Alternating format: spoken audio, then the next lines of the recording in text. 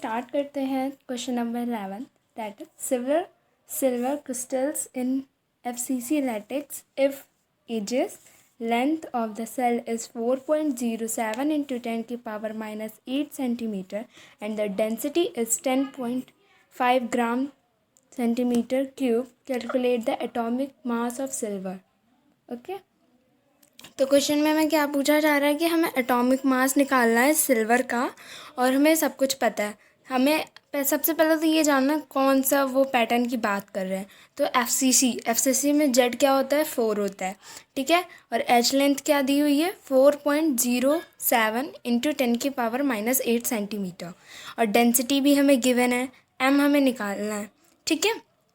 तो एम निकालने के लिए हमने जो डेंसिटी का फॉर्मूला पढ़ा था वो हम इसमें पुट करेंगे और इसमें वैल्यूज पुट करने के बाद हमारे पास एम क्या आ जाएगा 1.07.9 ओके ग्राम मोल पर। Okay I hope 11th question आप सभी को क्लियर हुआ होगा। Now let's talk about the question number 12 of the NCERT textbook, that is a cubic solid is made up of two elements P and Q.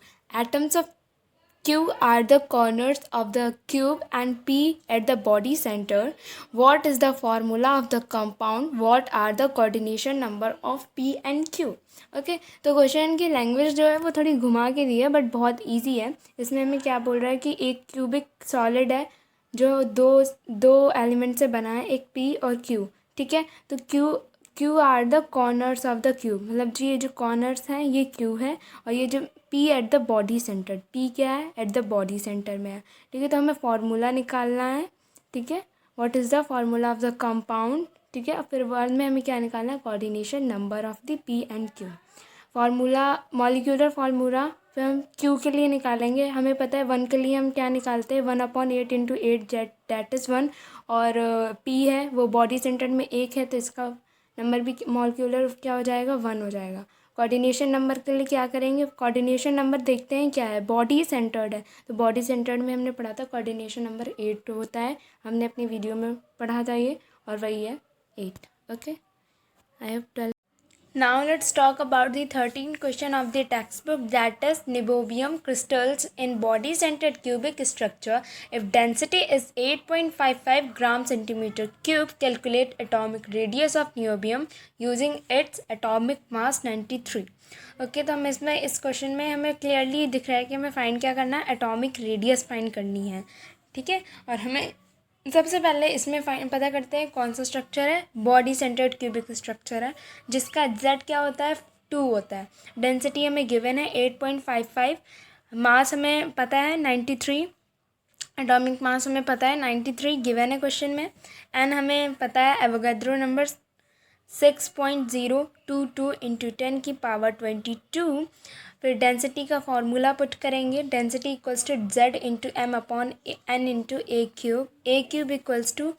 अब हम इसको क्या करते हैं कि हमें फाइंड क्या करना है इसमें एटॉमिक रेडियस। एटॉमिक रेडियस के लिए हमें पहले एज लेंथ जो है वो फाइंड करनी पड़ेगी क्योंकि हमने अपनी वीडियो में पढ़ा था relation between edge length and radius, ठीक है। तो हमें वो रिलेशन यहाँ पे यूज़ करना पड़ेगा, डैट इज़ मैंने लिखा भी है साइड में √3a equals to 4r then r equals to √3a upon 4। मतलब अगर हम a फाइंड कर लेते हैं तो हमारा r जो है फाइंड हो जाएगा। तो a इसमें से फाइंड करेंगे तो हम क्या है a और डेंसिटी की पोजीशन इंटरचेंज करेंगे, उसके बाद हम वैल्यूज़ पुट करेंगे तो हमारे पास a क्या आएगा 3.31 इंटू 10 की पावर माइनस 8 ना। अब हमें निकालना क्या है, हमारी सबसे मेन थिंग है वो है रेडियस। तो रेडियस निकालने के लिए हम जो रिलेशन पढ़े थे वो हम यहाँ पे यूज़ करेंगे, r equals to √3a upon 4। Okay इसमें वैल्यूज़ पुट करने के बाद हमें हमारे पास क्या आ जाएगा r equals to 143 picometer. Okay आपको ये रिलेशंस जो है वो ज़रूर याद होने चाहिए कि एज लेंथ है वो रेडियस से कैसे रिलेट करता है या फिर डायमीटर से कैसे रिलेट करता है, ठीक है। वही कॉन्सेप्ट यहाँ हमें 13 क्वेश्चन में लगाना है। ओके आई होप आपको ये समझ में आया होगा। Now let's talk about the 15th question of the NCERT textbook, that is copper crystals into a FCC latex which edge length 3.661 into 10 की power minus 8 centimeter show that the calculated density is in agreement with its measured value of 8.92 gram centimetre cube. Okay, तो हमें इसमें find क्या करना है? हमें इसमें कुछ भी फाइंड नहीं करना है, बट हमें एक्चुअली सब कुछ गिवन है, बस हमें प्रूफ करना है। हमें डेंसिटी, ये जो इन्होंने दी है डेंसिटी, हमें इन्होंने बताई है क्या है, 8.92। हमें ये शो करना है कि हम जो डेंसिटी जो गिवन वैल्यूज़ के थ्रू निकालेंगे वो इनकी डेंसिटी से सेम है या नहीं है। बिल्कुल वेरीफाई, जैसे मैथ्स में वेरिफिकेशन करते हैं ना, वैसे यहाँ पे भी करना है। तो ठीक है, तो कौन सा स्ट्रक्चर है? FCC है, तो Z की वैल्यू 4 होगी। ए की वैल्यू हमें गिवन है 3.61 इंटू 10 की पावर माइनस 8 सेंटीमीटर। उसके बाद हम इसका क्यूब कर लेते हैं। क्यूब करने के बाद हमारी जो वैल्यू आएगी वो है 46.656 इंटू 10 की पावर माइनस 24। डेंसिटी हमें गिवन है 8.92 ग्राम। ठीक है, हमें मोलर वो जो एटॉमिक मास भी दिया हुआ है Cu का, दिया हो नहीं, ये तो कॉमन सी बात है, सबको पता ही होगा, 63.5 होता है, एवोगैड्रो नंबर है। इसके बाद हम डेंसिटी का फॉर्मूला लगाएंगे, बट हम यहाँ भूल से भी डेंसिटी जो गिवन है वो नहीं रखेंगे, क्योंकि हमें खुद की डेंसिटी निकालनी है, फिर मैच करना है। ठीक है, उसके बाद डेंसिटी में का फॉर्मूला पुट करने के बाद उसकी वैल्यूज़ रखेंगे। Z की जगह 4 है, M की जगह 63.5 है, अपॉन N एवोगैड्रो नंबर की वैल्यू, फिर A क्यूब की वैल्यू रख के जब हम सॉल्व करेंगे तो हमारी डेंसिटी जो आएगी वो है 8.97, जो अप्रॉक्सीमेटली बिल्कुल 8.92 के बराबर है। तो ये हमने प्रूफ कर दिया, इस क्वेश्चन में सिर्फ प्रूफ करना था। ठीक है, now let's start the 16th question of the NCERT text book, that is analysis show that nickel oxide has the formula In 0.98, okay, oxygen 1.00. What fractions of nickel exist as Ni2 positive and Ni3 positive ions? ठीक है, तो हमें इस question में ये बताया गया है कि निकल ऑक्साइड का फॉर्मूला है, जिसमें निकल जो है वो 0.98 पार्टिसिपेट करता है, और जो ऑक्सीजन है वो पूरा 1 पार्टिसिपेट करता है। ठीक है, निकल जो है वो 2 पार्ट्स में है, Ni2 पॉजिटिव और Ni3 पॉजिटिव। ठीक है, तो हम चलो इसको कुछ Ni2 पॉजिटिव को x मान लेते हैं। तो Ni3 पॉजिटिव क्या होगा हमारे पास क्या होगा 0.98 माइनस एक्स। ठीक है, जो हमारा टोटल n है उससे अगर हम इसकी वैल्यू माइनस कर देंगे तो हमारे पास थर्ड आ जाएगा, वही हम इसमें जैसे मैथ्स में करते थे। उसके बाद since the oxygen is neutral, oxygen क्या है, पूरी एक यूज़ हुई है, एक उसका पूरा यूज़ हुआ है, तो उसका चार्ज क्या है, 2 होता है। ठीक है, तो हम पूरा वो लिखेंगे, total charge of nickel equals to charge of oxygen, that is 2x। देखो इसके ऊपर 2 था, Ni2 पॉजिटिव है, तो यहाँ पे इसका 2 आ जाएगा, फिर 3 फिर प्लस का साइन, उसके बाद आगे आएगा 3, क्योंकि ये सेकंड वाले में क्या है, Ni3 पॉजिटिव, तो 3, और फिर उसके आगे जो हमने कंसीडर किया था उसकी वैल्यू वो लिखेंगे। उसके फिर इक्वल में क्या रहेगा हमारा 2, जो इसका साइन है। ठीक है, उसके बाद सॉल्व करने के बाद हमारे पास x की वैल्यू है, वो है x इक्वल्स टू 0.99। ठीक है, ये तो रही हमारी x की वैल्यू जो हमने कंसीडर किया था, बट हमें अब निकल 2 पॉजिटिव का तो जो था वो मिल गया है, बट हमें 3 पॉजिटिव वाला निकालना है। तो उसमें से जो हमने कंसीडर किया था वहाँ पे x की वैल्यू लिख के हमने माइनस किया, तो हमारे पास आया 0.04।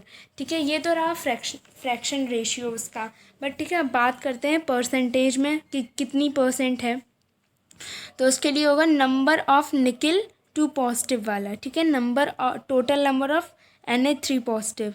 ठीक है, Ni3 पॉजिटिव। ठीक है, जो Ni2 पॉजिटिव को ऊपर रखेंगे जो और Ni3 पॉजिटिव को नीचे इंटू 100 करेंगे, क्योंकि हमें परसेंटेज निकालना है तो 100 करना पड़ेगा। उसके बाद 0.94 जो इसकी वैल्यू है। ठीक है, उसके बाद 0.98। ठीक है, उसका इंटू 100 करने के बाद हमारे पास 96% आया, क्योंकि 100 में से कितना यूज़ हुआ है, 96% हो रहा है। और ठीक है, ये तो रहा टोटल की बात हुई है हमारी, बट हमें Ni3 पॉजिटिव का निकालना है, तो 100 में से 96 माइनस करेंगे, क्या 4% जो है वो ये यूज़ हुआ है। ठीक है, आई होप ये आपको क्लियर हुआ होगा। Now let us come to the 17th question of the NCERT text book, that is what is semiconductor. ठीक है, ये तो फर्स्ट पार्ट है इसका। सेकेंड क्या है, describe the two main types of semiconductor and contrast their conducting mechanism.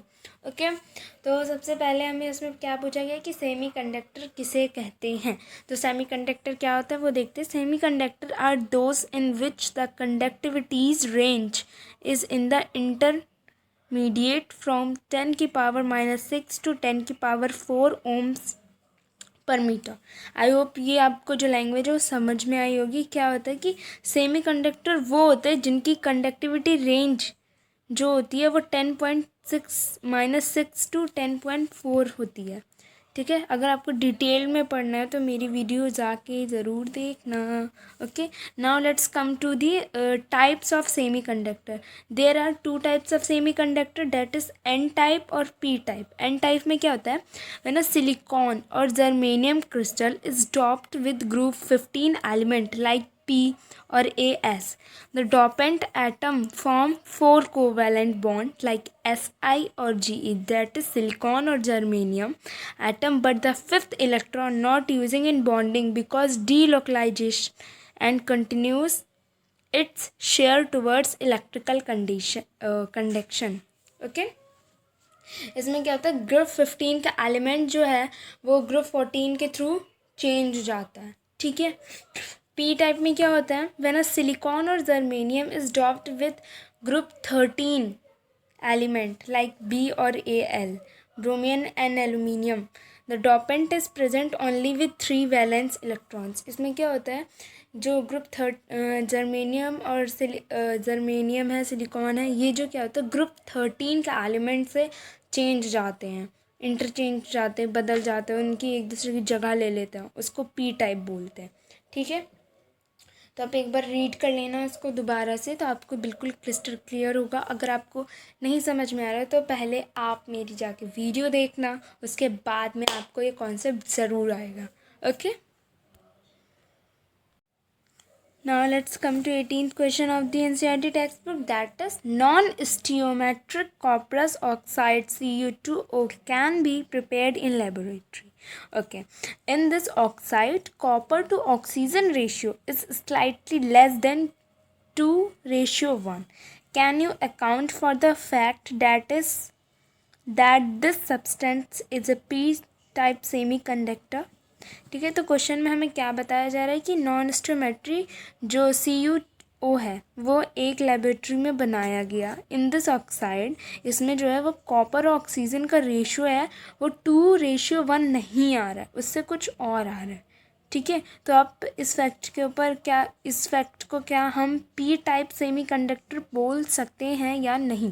तो ठीक है, तो इसका हम आंसर पढ़ते हैं। The ratio less than 2:1 in CuO shows that cuprous Cu positive ion have been replaced by cupric Cu2 positive ion for maintaining electrical neutrality. Every 2 Cu2 positive ion will be replaced by 1 Cu2 positive ion, thereby creating a hole, as conduction will be due to the presence of these positive holes, hence it is a P type semiconductor. इसमें क्या बोल रहे हैं कि जो ratio है वो 2:1 से कम है। ये तो हमें पता ही है, क्वेश्चन में ही पता चल गया था। तो ये इसमें ऐसा इसलिए हुआ है क्योंकि जो कॉपरस आयन है, Cu पॉजिटिव आयन है, उसको जो क्यूप्रिक आयन है, Cu2 पॉजिटिव आयन है, उससे रिप्लेस्ड कर दिया गया है, उससे रिप्लेस्ड हो गया है फॉर मेंटेनिंग इलेक्ट्रिकल न्यूट्रलिटी बनाए रखने के लिए ऐसा किया गया है, जिसमें एवरी 2 Cu पॉजिटिव आयन जो है किससे, 2 Cu पॉजिटिव आयन एक Cu2 पॉजिटिव आयन से रिप्लेस्ड हुआ है। मतलब कॉपरस आयन जो है वो क्यूप्रिक आयन से रिप्लेस्ड हुआ है।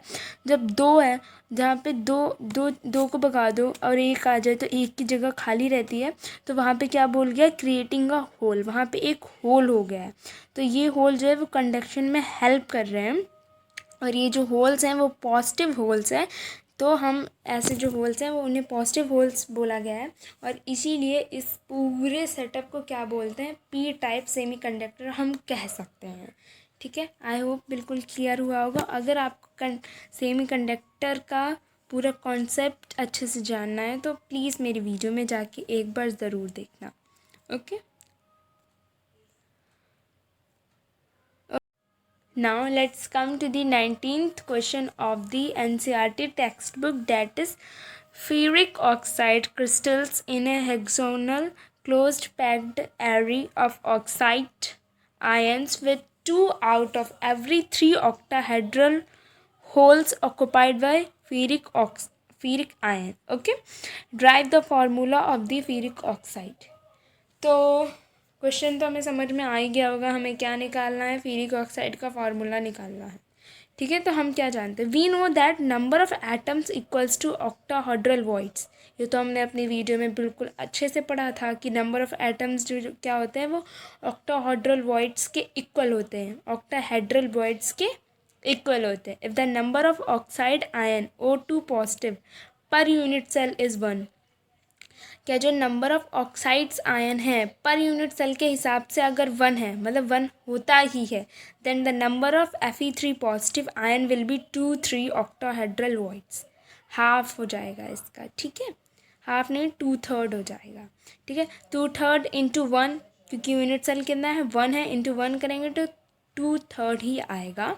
देन इसका फार्मूला हम इजीली बना सकते हैं. तो फिर इस ऑक्साइड का फार्मूला क्या बन जाएगा, Fe2O3. कैसे, 3 से मल्टीप्लाई कराएंगे तो 2 इंटू 3 इंटू 3 क्या हो जाएगा, 3 कट जाएगा, इंटू 1 इंटू 3 तो 3 का यहाँ पे ऑक्सीजन के साथ लग जाएगा, 2 बचेगा तो वो फेरिक के साथ, मतलब कि फेरस के साथ लग जाएगा. Then the formula of the ferric oxide is will be Fe2O3, जो हमने ड्राइव कर लिया है. ठीक है.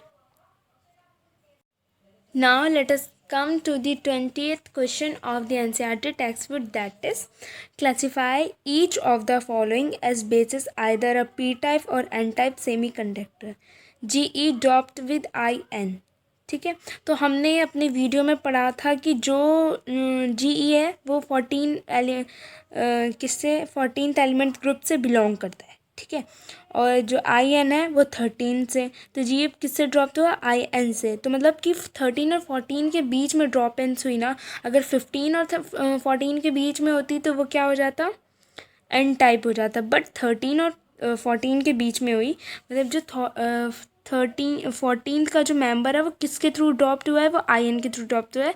तो ये कौन सा टाइप हो जाएगा, P टाइप सेमीकंडक्टर हो जाएगा. ऐसे ही सेकंड वाला है SI dropped with B, that is will be also be P type. I hope आपको समझ में आया होगा. और आगे के क्वेश्चंस जानने के लिए आप हमारा थर्ड पार्ट जो इसका है, जिसमें हम 21 से लेकर 26 तक सभी क्वेश्चंस कवर करने वाले हैं, वो ज़रूर देखना. Okay, thank you.